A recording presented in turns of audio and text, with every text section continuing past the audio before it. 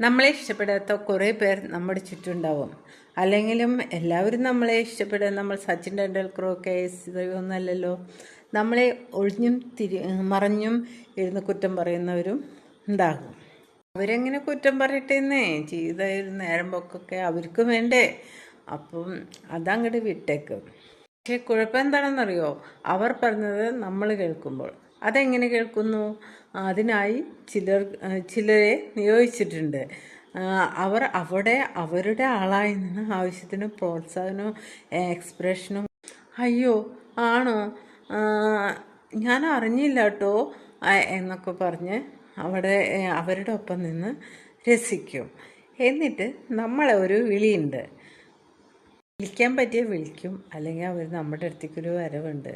എന്നിട്ട് അവിടെ പറഞ്ഞത് മുഴുവൻ നമ്മുടെ ചെവിയിലെത്തിക്കും. എന്തിനാ? നമ്മുടെ സ്വസ്ഥത കളയാൻ.